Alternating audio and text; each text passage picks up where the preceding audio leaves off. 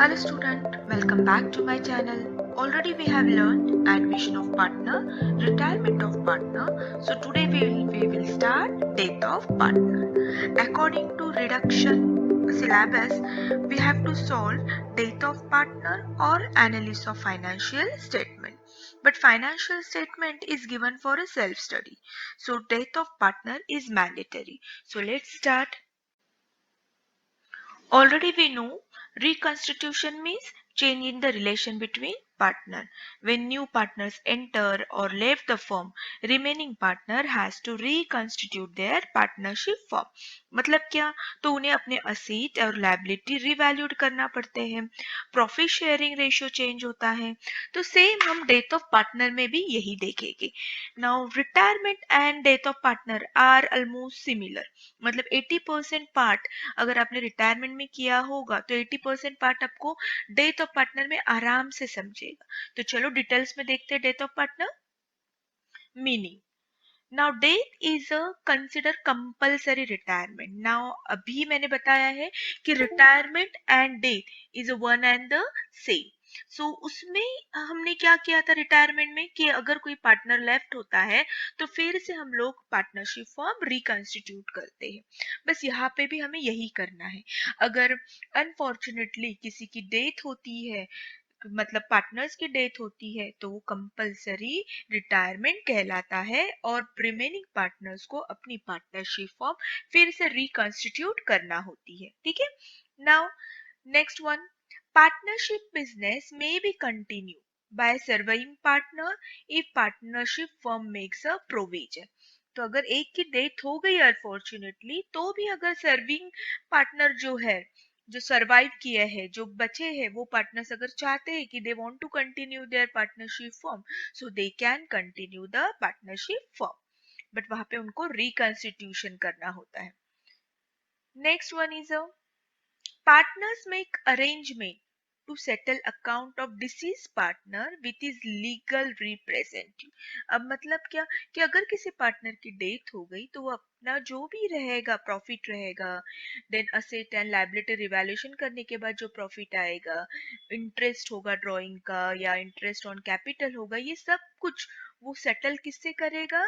अपने legal representative से. मतलब हो सकती है उसकी वाइफ, हो सकते हैं उसके बच्चे, जिसको भी उसने अपना नॉमिनी बनाया होगा उसको सब ये मिलेगा. ठीक है. और इंटरेस्ट होगा 6%. ये फिल इन द ब्लैंक्स के लिए आ सकता है. सो याद रखना है कि इंटरेस्ट जो भी होता है अगर एब्सेंट होगा तो इंटरेस्ट होता है 6%. Now new profit sharing ratio. This is of course this is called gain ratio we can say. क्योंकि एक पार्टनर रिटायरमेंट में पार्टनर में भी एक पार्टनर चला जाता है तो अब दो ही पार्टनर बचते हैं, तो ऑफ कोर्स उनको अब ज्यादा एक्स्ट्रा क्या पार्ट मिलेगा, प्रॉफिट मिलेगा. सो सेम ईयर ऑल्सो यहाँ पे भी अनफॉर्चुनेटली डेथ हो चुकी है तो जो बचे हुए हैं रिमेनिंग पार्टनर्स, उन्हें जो भी प्रॉफिट रहेगा वो अब डिवाइड होगा, तो ऑफ कोर्स उनका पार्ट क्या होगा? बिगर होगा. So it is called gain ratio और benefit ratio. Already you know gain ratio का formula.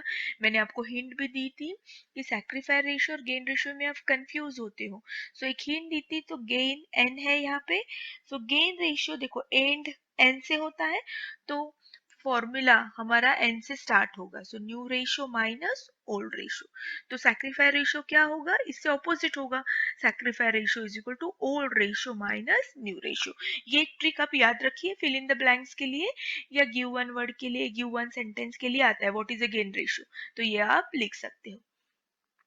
Now revaluation of asset and liability. Of course जो भी अगर एडमिशन हो या रिटायरमेंट हो या डेथ हो, reconstitution is must, and for reconstitution revaluation of asset and liability is must. तो उन्हें क्या करना होता है? रिवैल्यूएशन असेट और लायबिलिटी का करना होता है.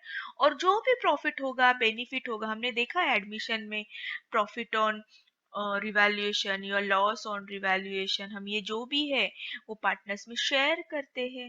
रिटायरमेंट पार्टनर में भी शेयर करते हैं.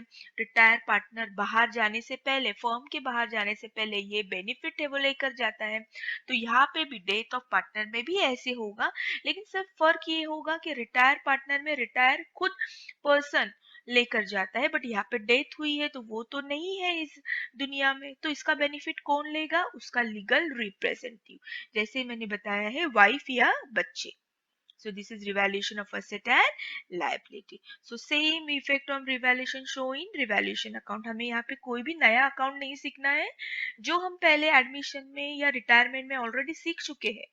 क्या था? हमें एक रिवैल्यूएशन अकाउंट बनाना है, that is also known as a profit and loss adjustment. Then second partners capital बनाना है, and finally new balance sheet बनानी है. बस यहाँ पे भी हमें यही करना है. That is why I am telling कि जिन्होंने रिटायरमेंट और एडमिशन अच्छे से किया है, स्पेशली रिटायरमेंट अच्छे से किया है, उन्हें डेथ ऑफ पार्टनर बहुत इजी जाता है. कुछ एक दो एडजस्टमेंट हमें यहाँ पे नहीं सीखनी है, otherwise rest adjustment are same. So profit and loss is transferred to deceased partners capital. Of course transfer करते हैं हम, देखते हैं हम क्या करना है इसे. ठीक है. Now state settlement of account due. अभी अकाउंट जो भी है सेटलमेंट किससे करनी है?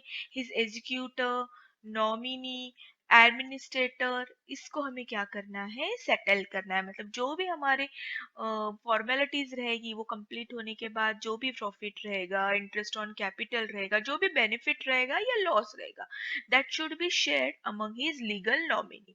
तो उसे एग्जीक्यूटर भी कहते हैं, नॉमिनी भी कहते हैं, एडमिनिस्ट्रेटर भी कहते हैं.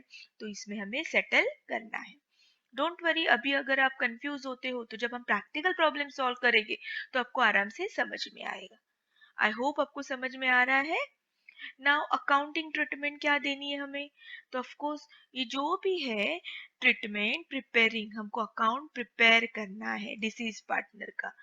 Similar of retirement of partner, same हमें कैपिटल अकाउंट ओपन करना है और जो भी ट्रांसफर करना है प्रॉफिट या जनरल रिजर्व, वो सब कुछ हमें इसके डिसीज पार्टनर्स के कैपिटल में ट्रांसफर करना है. ओके. सो आई होप आपको समझ में आया है. बस इसमें ज्यादा थियोरेटिकल पार्ट नहीं है. नहीं समझ में आया तो बार बार फिर से वीडियो देखो, और फिर भी समझ में नहीं आया तो वेट फॉर प्रैक्टिकल प्रॉब्लम. जैसे ही प्रैक्टिकल प्रॉब्लम स्टार्ट हो जाएगी इमीडिएटली आपको समझ में आएगा, क्योंकि कभी कभी प्रैक्टिकल जब तक हम हाथ से नहीं करते, स्पेशली अकाउंट एंड मैथ्स, तब तक हमें समझ में नहीं आता. सो आई होप आपको समझ में आया है. Now will start practical problem number 1. So see here, without wasting much time, we'll move to the problem number 1. This is an unsolved question. Mr. Rajesh, Rakesh and Mahesh are the equal partners. See, they have given equal partner. That means their ratio is 1:1:1. और अगर उन्होंने नहीं दिया होता, ये कुछ भी नहीं दिया होता, तो assume that when partners ratio is absent, we have to take equal. ठीक है. ऑन 31 मार्च 2019, ये जो उनकी बैलेंस शीट है ये 31 मार्च 2019 की है. So this is the balance sheet. They have a asset and they have a liability. Mr. Rajesh died on 13 June 2019. अब डेट पे आपको ध्यान देना है. नाउ जो डेट दी होती है उस पे हमें फोकस करना है, क्योंकि जो भी कैलकुलेशन होगा हमें ये डेट से करना है हमें. ठीक है. सो सी हमारी बैलेंस शीट तो खत्म हो गई मार्च में, मतलब अकाउंटिंग ईयर हमारा एंड कब हो गया? मार्च में.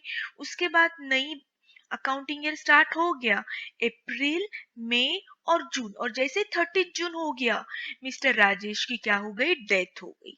ठीक है. तो मिस्टर राजेश जब नया साल शुरू हो गया तो कितने मंथ फर्म में थे?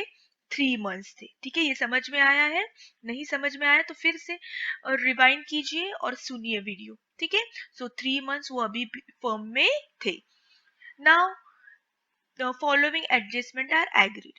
क्या क्या किया अब उनके डेथ के बाद? तो फॉर अब डेथ हो गई तो ऑफ कोर्स मैंने इंट्रोडक्शन पार्ट में बताया है, व्हेनेवर एनी पार्टनर्स एडमिटेड और रिटायर और death, we have to reconstitute our partnership form. मतलब फिर से सब कुछ नया डीड एग्रीमेंट हमें बनाना होता है. तो यहाँ पे भी उन्होंने यही किया है.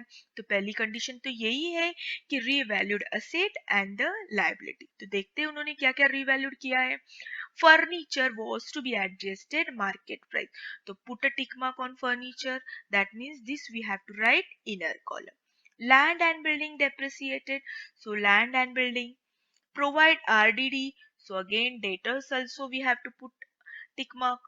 The profit up to the death, yes ये आपको नया सीखना है।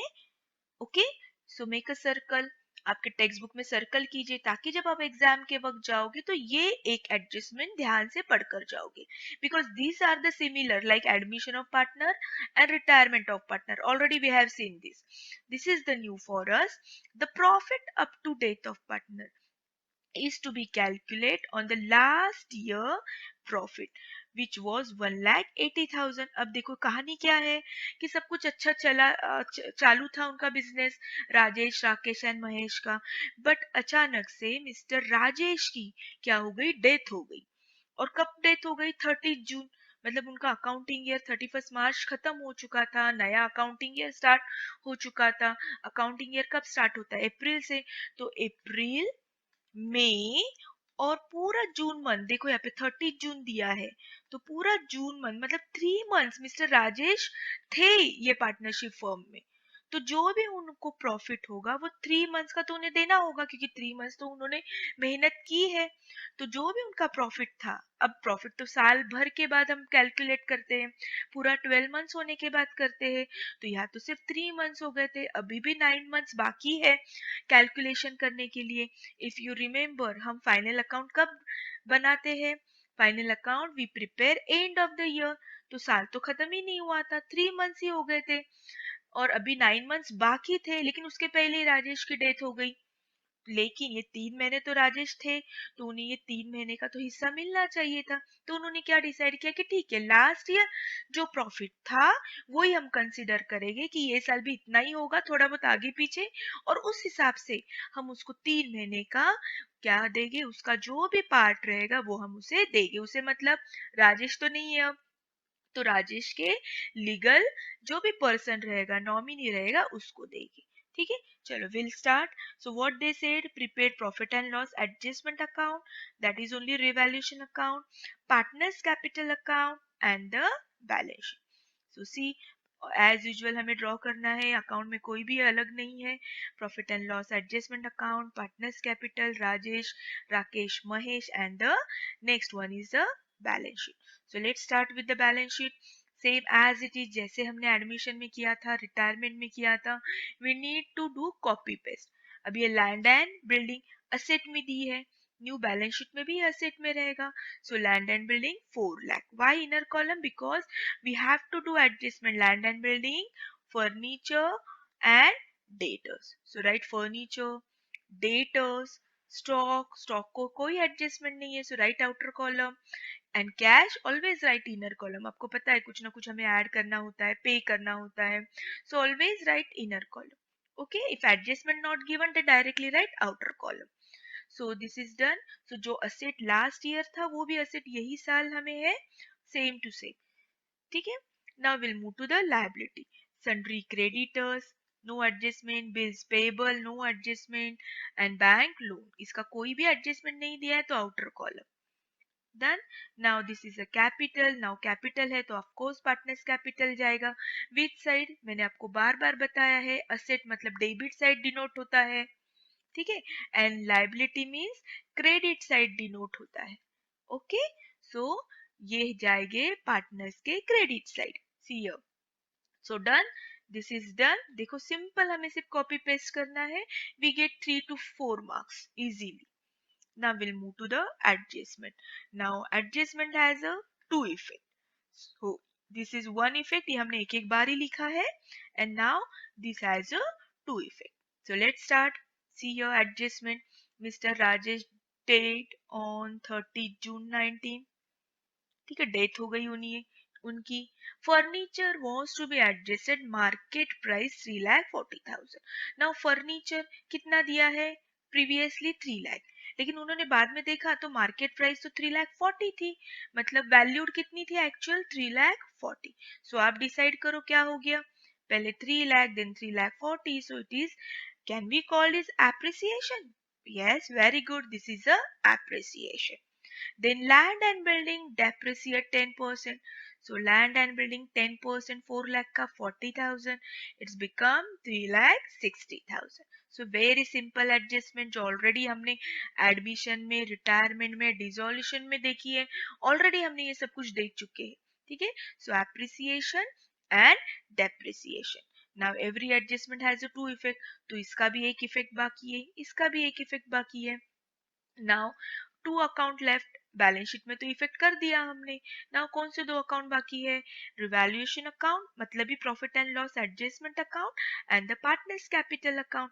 बट पार्टनर्स का नाम तो दिया नहीं है, तो जबरदस्ती तो हमें जाना नहीं partners capital. Then what left?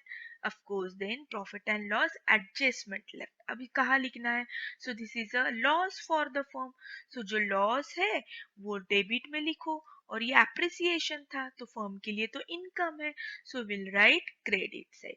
अब आपको अच्छे से याद हुआ होगा profit and loss adjustment is a nominal account. Nominal account का फॉर्मूला क्या है? Debit the expenses and losses and credit the income and gain.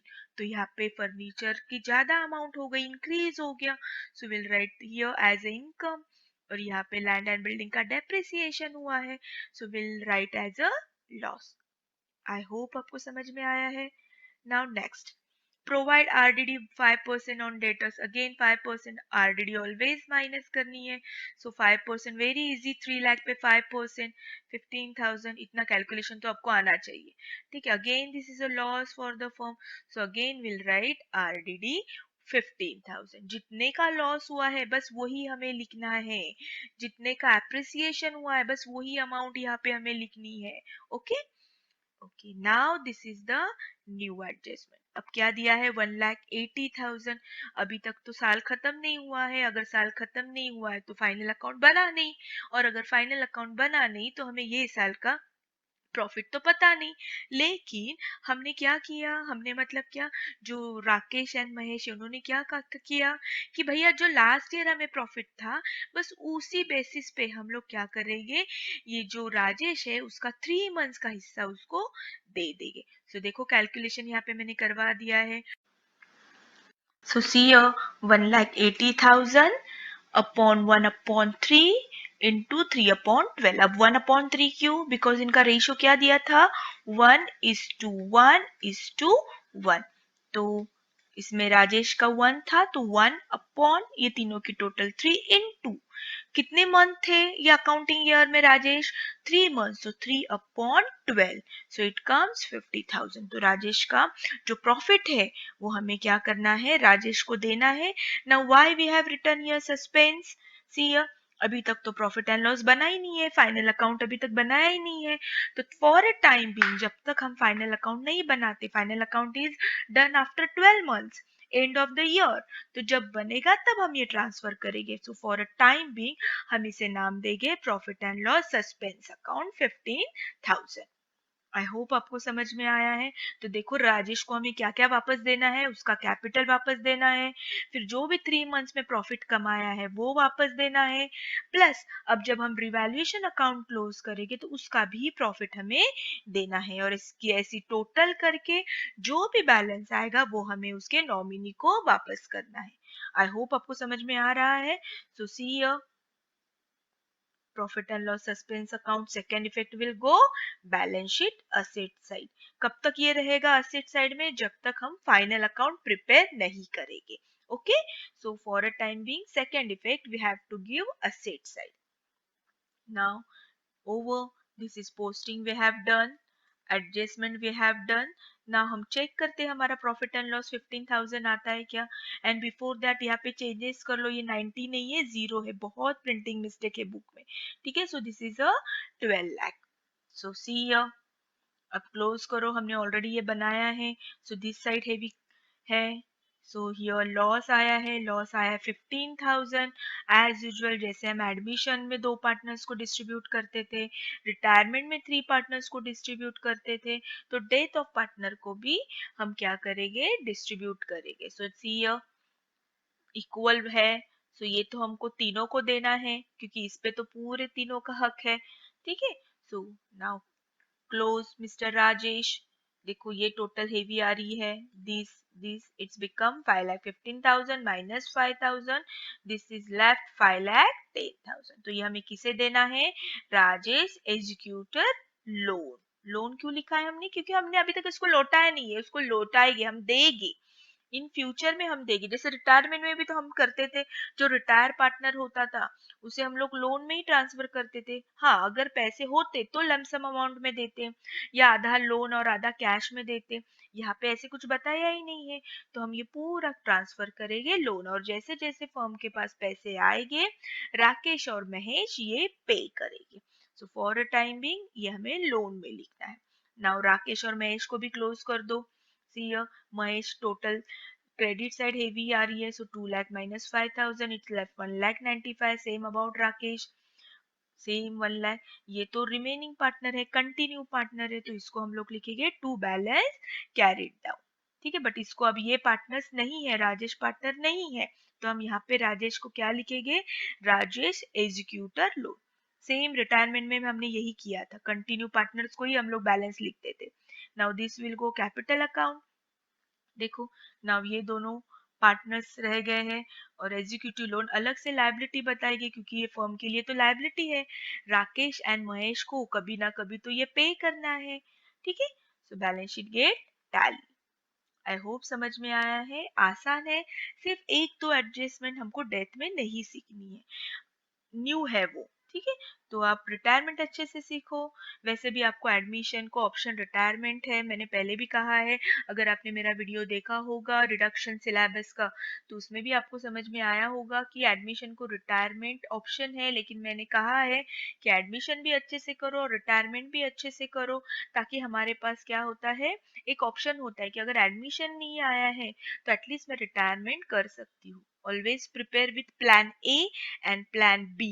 अगर ए नहीं आता है तो हम बी, प्लान बी के पास मूव करेंगे। Okay, so thank you so much, have a nice day.